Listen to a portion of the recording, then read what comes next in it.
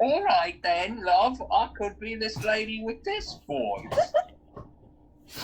All right then, love. I don't know anything about her. She's a lady who has a dog, and at some point we say, "There's a lady," I guess. I only speak at the beginning of the chapter, and then me and Grover disappear. Perfect. I love it. So, yeah. All right then, if you don't like my beautiful voice, I you love can it. Mm-hmm. be the fat lady. I'm not saying anything bad about your beautiful voice. Well, you didn't like my other voice. I didn't say that either. Maybe she can't figure out what her true identity is, so maybe she just has multiple voices. Combine the voices together, it'll be fine. Hello, love. Perfect. All right, are you at the right page? 197. Oh, this is the one I'm gonna do. Hello, love. It's gonna be terrible. 197. We're all at the same page. Yes. I am now. That's why I said it multiple times. Listen, Toots. Chapter 13. Sorry.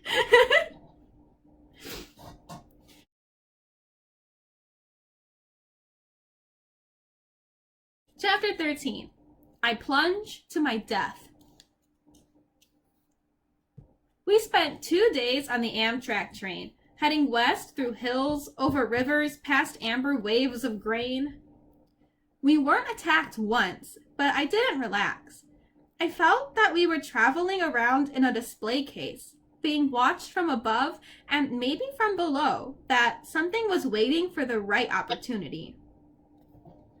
I tried to keep a low profile because my name and picture were splattered all over the front pages of several East Coast newspapers. The Trenton Register News showed a photo taken by a tourist as I got off the Greyhound bus. I had a wild look in my eyes. My sword was a metallic blur in my hands. It might have been a baseball bat or a lacrosse stick. The picture's caption read, 12-year-old Percy Jackson, wanted for questioning in the Long Island disappearance of his mother 2 weeks ago, is shown here fleeing from the bus where he accosted several elderly female passengers. The bus exploded on an East New Jersey roadside shortly after Jackson fled the scene. Based on eyewitness accounts, police believe the boy may be traveling with 2 teenage accomplices. His stepfather, Gabe Ugliano, has offered a cash reward for information leading to his capture. Don't worry. Annabeth told me. Mortal police could never find us. But she didn't sound so sure. The rest of the day, I spent alternately pacing the length of the train because I had a really hard time sitting still or looking out the windows.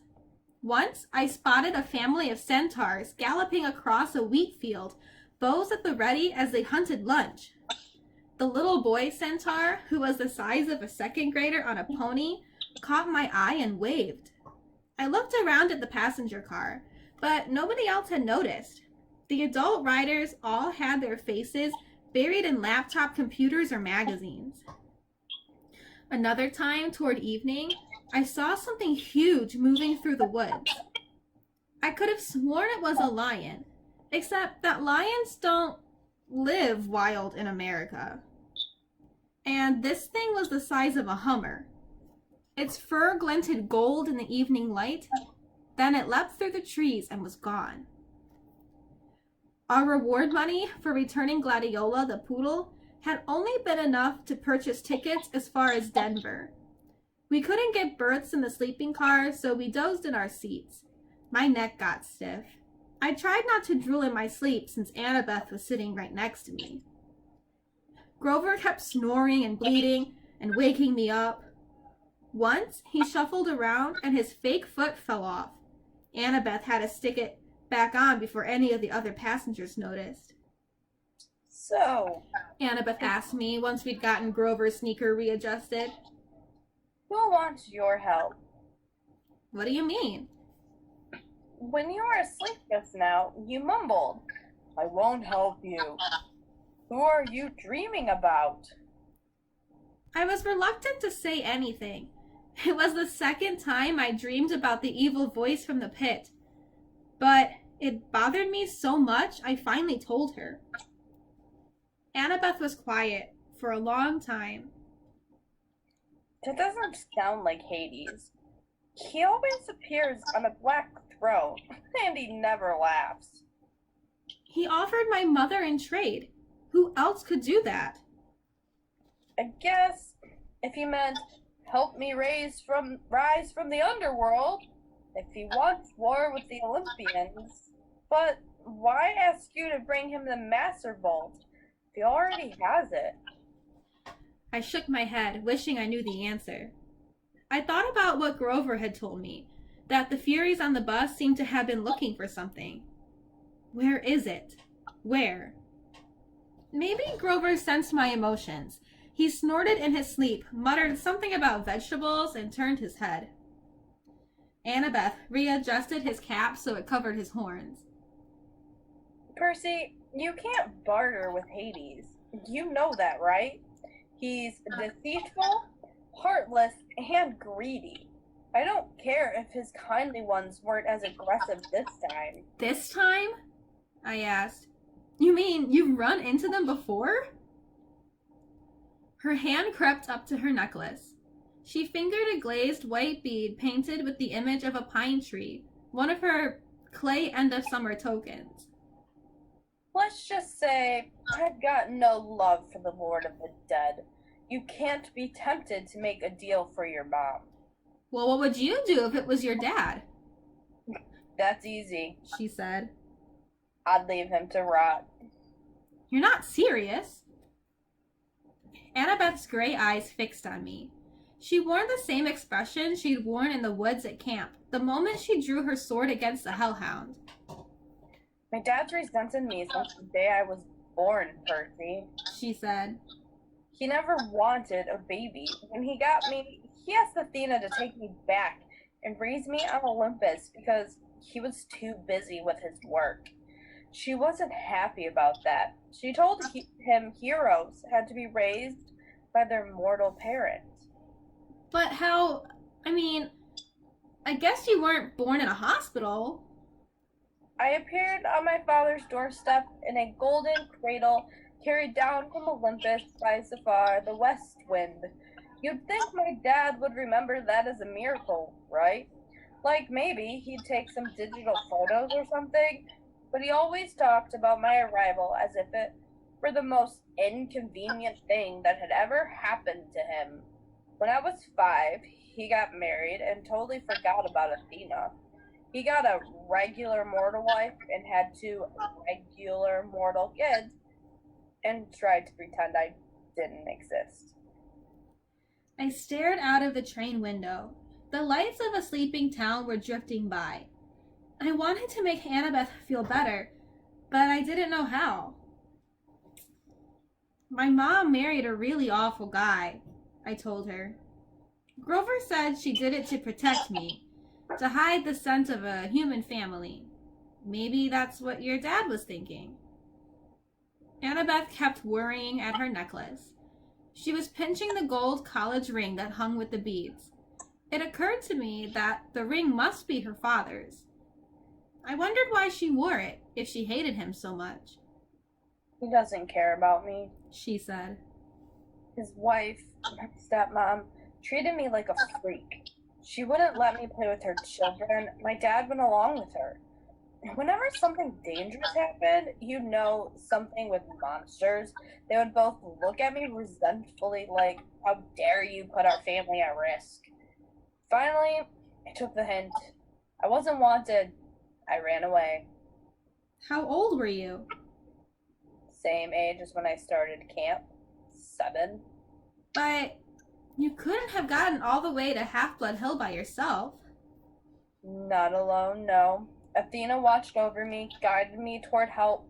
I made a couple of unexpected friends who took care of me, for a short time anyway. I wanted to ask what happened, but Annabeth seemed lost in sad memories. So I listened to the sound of Grover snoring and gazed out the train windows as the dark fields of Ohio raced by. Toward the end of our second day on the train, June 13th, 8 days before the summer solstice, we passed through some golden hills and over the Mississippi River into St. Louis. Annabeth craned her neck to see the gateway arch, which looked to me like a huge shopping handle stuck on the city. I want to do that. She sighed. What? I asked. Build something like that. You ever see the Parthenon, Percy? Only in pictures. Someday I'm going to see it in person. I'm going to build the greatest monument to the gods ever. Something that'll last 1,000 years. I laughed. You, an architect?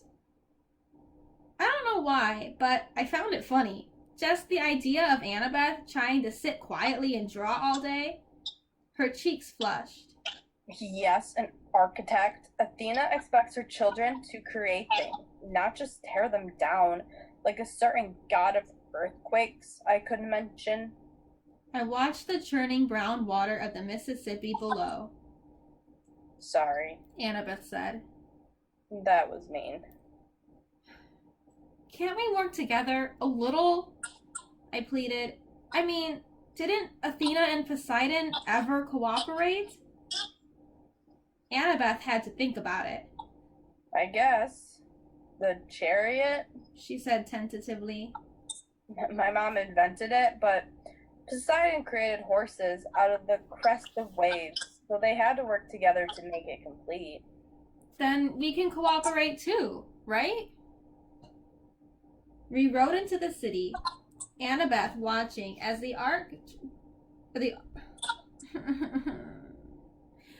We rode into the city, Annabeth watching as the arch disappeared behind a hotel. I suppose, She said at last. We pulled into the Amtrak station downtown. The intercom told us we'd have a 3-hour layover before departing for Denver. Grover stretched. Before he was even fully awake, he said, Food! come on, goat boy. Annabeth said. Sightseeing. Sightseeing? The Gateway Arch. She said. This may be my only chance to ride to the top. Are you coming or not? Grover and I exchanged looks. I wanted to say no, but I figured that if Annabeth was going, we couldn't very well let her go alone. Grover shrugged. Long as there's a snack bar without monsters. The arch was about a mile from the train station. Late in the day, the lines to get in weren't that long. We threaded our way through the underground museum, looked at covered wagons and other junk from the 1800s. It wasn't all that thrilling, but Annabeth kept telling us interesting facts about how the arch was built, and Grover kept passing me jelly beans, so I was okay. I kept looking around, though, at the other people in line. You smell anything? I murmured to Grover. He took his nose out of the jelly bean bag long enough to sniff. Underground. He said distastefully. Underground air always smells like monsters. Probably doesn't mean anything. But something felt wrong to me. I had a feeling we shouldn't be here. Guys, I said, you know the god symbol of power? Annabeth had been in the middle of reading about the construction equipment used to build the arch, but she looked over. Yeah? Well, hey, Grover cleared his throat. We're in a public place. You mean our friend downstairs? Right, I said. Our friend way downstairs. Doesn't he have a hat like Annabeth's? You mean the Helm of Darkness? Annabeth said. Yeah, that's his symbol of power. I saw it next to a seat during the Winter Solstice Council meeting. He was there? I asked. She nodded. It's the only time he's allowed to visit Olympus, the darkest day of the year. but his helm is a lot more powerful than my invisibility hat. If what I've heard is true, It allows him to become darkness. Grover confirmed. He can melt into shadow or pass through walls. He can't be touched or seen or heard. And he can radiate fear so intense, it can drive you insane or stop your heart. Why do you think all rational creatures fear the dark? But then, how do we know he's not here right now? Watching us, I said. Annabeth and Grover exchanged looks. We don't. Grover said. Thanks, that makes me feel a lot better, I said. Got any blue jelly beans left? I'd almost mastered my jumpy nerves when I saw the tiny little elevator car we were going to ride to the top of the arch, and I knew I was in trouble. I hate confined places. They make me go nuts. We got shoehorned into the car with this big fat lady and her dog, a chihuahua with a rhinestone collar. I figured maybe the dog was a seeing-eyed chihuahua because none of the guards said a word about it. We started going up inside the arch. I'd never been in an elevator that went in a curve, and my stomach wasn't too happy about it. No parents? The fat lady asked us. She had beady eyes, pointy coffee-stained teeth, a floppy denim hat, and a denim dress that bulged so much she looked like a blue jean blimp. they're below. Annabeth told her. Scared of heights. Oh, the poor darlings. The chihuahua growled. The woman said, Now, Sonny, behave. the dog had beady eyes like its owner, intelligent and vicious. I said, Sonny, is that his name? No. The lady told me. She smiled, as if that cleared everything up. At the top of the arch, the observation deck reminded me of a tin can with carpeting. Rows of tiny windows looked out over the city on one side and the river on the other. The view was okay, but if there's anything I like less than a confined space, it's a confined space 600 feet in the air. I was ready to go pretty quick. Annabeth kept talking about structural supports and how she would have made the windows bigger and designed a see-through floor. She probably could have stayed there for hours, but luckily for me, the park ranger announced that the observation deck would be closing in a few minutes. I steered Grover and Annabeth toward the exit, loaded them into the elevator, and I was about to get in myself when I realized there were already 2 other tourists inside. No room for me. The park ranger said, Next car, sit, We'll get out. Annabeth said. We'll wait with you. But that was going to mess everybody up and take even more time, so I said, Nah, it's okay. I'll see you guys at the bottom. Grover and Annabeth both looked nervous, but they let the elevator door slide shut. Their car disappeared down the ramp. Now, the only people left on the observation deck were me, a little boy with his parents, the park ranger, and the fat lady with her chihuahua. I smiled uneasily at the fat lady. She smiled back, her forked tongue flickering between her teeth. Wait a minute. Forked tongue? Before I could decide if I'd really seen that, her chihuahua jumped down and started yapping at me. Now, Sonny. The lady said. Does this look like a good time? We have all these nice people here. Doggy! Said the little boy. Look, a doggy! His parents pulled him back. The chihuahua bared his teeth at me, foam dripping from his black lips. Well, son, The fat lady sighed. if you insist. Ice started forming in my stomach. Did you just call that chihuahua your son? Chimera, dear. The fat lady corrected. Not a chihuahua. It's an easy mistake to make. She rolled up her denim sleeves, revealing that the skin of her arms was scaly and green. When she smiled, I saw that her teeth were fangs. The pupils of her eyes were sideways slits, like a reptile's. The Chihuahua barked louder, and with each bark it grew. First to the size of a Doberman, then to a lion. The bark became a roar. The little boy screamed. His parents pulled him back toward the exit, straight into the park ranger, who stood, paralyzed, gaping at the monster. The chimera was now so tall, its back rubbed against the roof. It had the head of a lion with a blood-caked mane, the tail and hooves of a giant goat, and a serpent for a tail, and a 10-foot-long diamondback growing right out of its shaggy behind.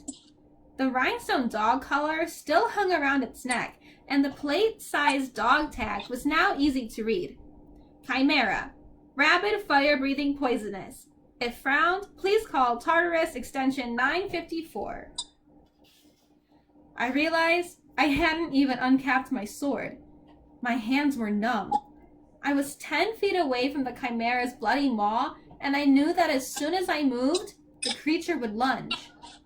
The snake lady made a hissing noise that might have been laughter. Be honored, Percy Jackson. Lord Zeus rarely allows me to test a hero with one of my brood. For I am the mother of monsters, the terrible Echidna. I stared at Hope.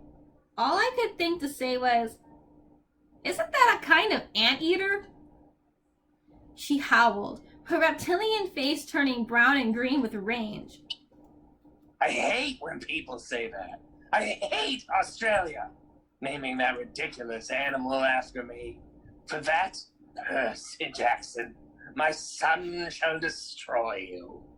The chimera charged, its lion teeth gnashing. I managed to leap aside and dodge the bite. I ended up next to the family and the park ranger, who were all screaming now, trying to pry open the emergency exit doors. I couldn't let them get hurt.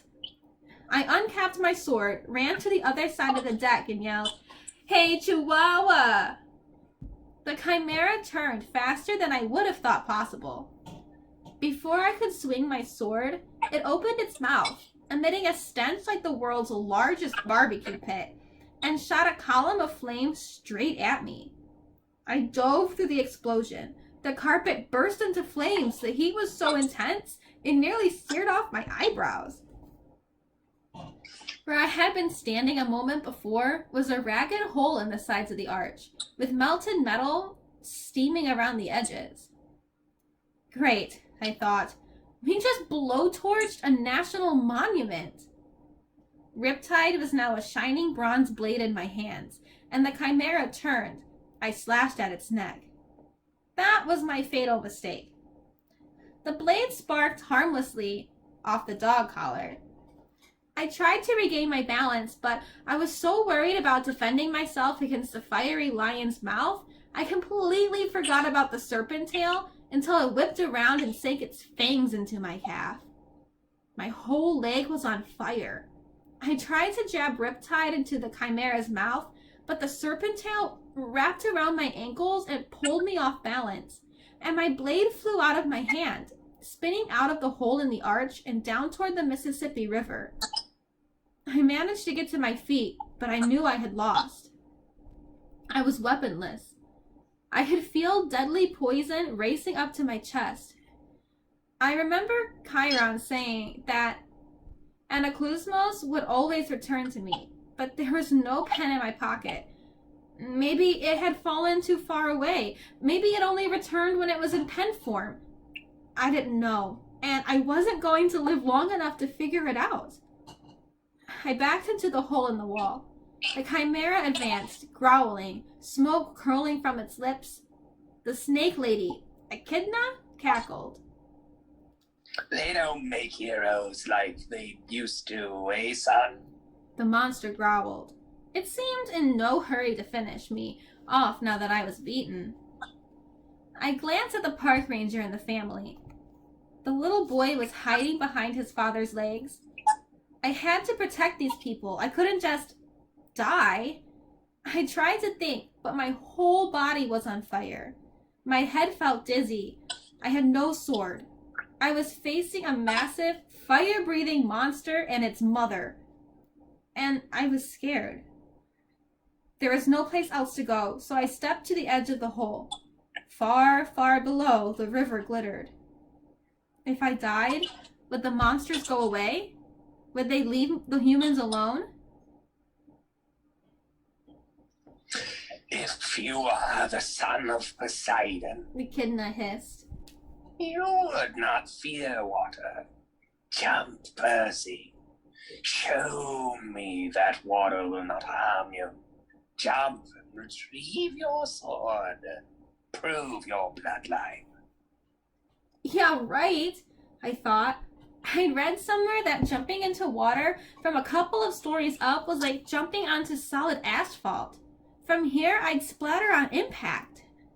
The chimera's mouth glowed red, heating up for another blast. You have no faith. Echidna told me. You do not trust the gods. I cannot blame you, little coward. Better you die now. The gods are faithless. The poison is in your heart. She was right. I was dying. I could feel my breath slowing down. Nobody could save me, not even the gods. I backed up and looked down at the water. I remembered the warm glow of my father's smile when I was a baby. He must have seen me. He must have visited me when I was in my cradle. I remembered the swirling green trident that had appeared above my head the night of Capture the Flag when Poseidon had claimed me as his son. But this wasn't the sea. This was the Mississippi, dead center of the USA. There was no sea god here. Die, faithless one. Echidna rasped, and the chimera sent a column of flame toward my face. Father, help me, I prayed. I turned and jumped. My clothes on fire, poison coursing through my veins, I plummeted toward the river. I'm glad we made it almost an entire chapter before somebody had to text me.